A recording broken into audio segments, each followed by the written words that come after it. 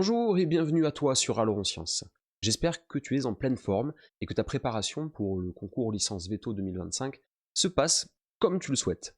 Dans cette vidéo, je te propose de décortiquer un petit peu le sujet de chimie du concours licence Veto 2024, voilà qui devrait t'aider à le résoudre. Ce sujet est de facture assez classique, toujours bien établi, enfin ils sont bien préparés, ce sont des sujets complets et intéressants, et cette année c'est autour du nitrate d'ammonium.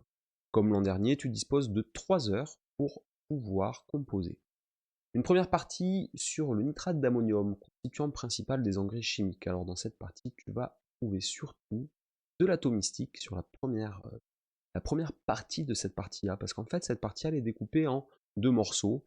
Premier morceau qui est très classique avec des configurations électroniques, position de l'élément dans le tableau périodique, un petit calcul de pourcentage de masse, une structure de Lewis, une comparaison de longueur de liaison NO, donc je pense à la délocalisation, et puis une structure tridimensionnelle à donner dans le cadre du modèle VSEPR. Bon, très bien. Quelques documents, donc ça c'est vrai que ces dernières années on trouve des sujets qui te rappellent peut-être un peu plus tes sujets des années lycée que tu peux avoir que tu retrouveras sur Labo Lycée par exemple, entraîner, c'est très bien.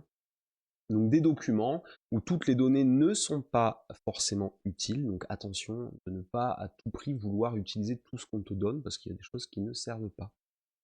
Dans la deuxième partie donc, de cette partie A, tu dois faire un petit peu d'oxydoréduction, équilibrer des équations et réfléchir, donner des interprétations, peut-être d'ordre cinétique, sur les raisons pour lesquelles une réaction de titrage ne se fait pas directement dans ce cas-là. Et puis, quelques questions d'ordre général sur des titrages colorimétriques qui vont te rappeler aussi tes années lycée. Alors cette année, il était important de connaître les définitions des électrodes qu'on peut utiliser pour faire un titrage, notamment un titrage potentiométrique.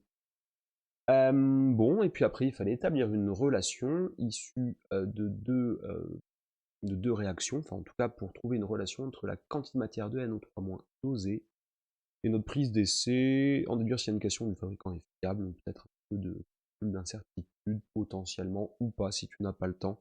En tout cas, pas de difficulté majeure sur cette partie. Ce qui nous amène à la partie B, alors qui était de facture un peu moins classique pour le coup.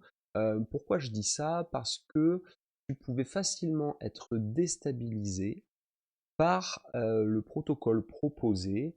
Donc l'idée, bon, après quelques questions d'ordre général sur les potentiels et exprimer une constante d'équilibre en fonction de potentiels standards, eh bien tu avais un protocole, et dans ce protocole, tu dois analyser finalement la concentration en méthémoglobine présente dans le sang d'un patient. Et dans ce protocole, on te propose de traiter l'hémolysa par différents produits, donc du NaCN ou du K3FeCN6, ou bien les deux. Et ça doit te permettre, dans cette petite enquête, de remplir un tableau à partir duquel tu vas en déduire le pourcentage de méthémoglobine dans le sang en fonction des autres absorbances. Donc là, il faut y aller de manière organisée, il faut que tu sois organisé pour bien placer dans les colonnes B, C et D les espèces qui absorbent et les espèces qui sont présentes, et les espèces qui n'absorbent pas. Et tu vas pouvoir déduire, en combinant ces différentes absorbances, tu vas pouvoir déduire le pourcentage de méthémoglobine dans le sang. Et puis, dans cette partie B, voilà, on passe donc de cette petite enquête vers une partie de chimie organique. Donc là, rien de particulier, c'est très classique.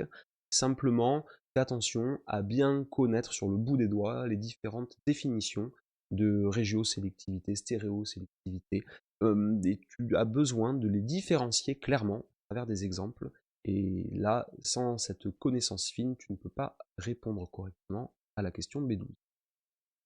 Ensuite, B13, B14, B15, toujours rien de particulier ici, il faut toujours bien réfléchir sur les intermédiaires réactionnels, sont-ils stables ou pas, et pourquoi est-ce qu'on va obtenir tel ou tel produit préférentiellement.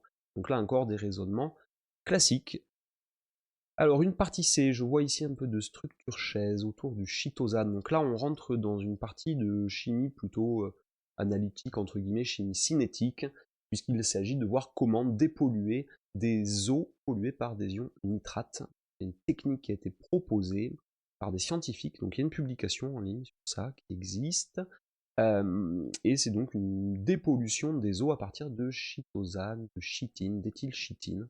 Donc là, il va falloir que tu sois au clair sur la cinétique, avec pas de difficulté particulière ici, si ce n'est qu'il faut établir correctement les lois de vitesse et les faire soi-même, faire une régression linéaire, donc ça c'est assez classique.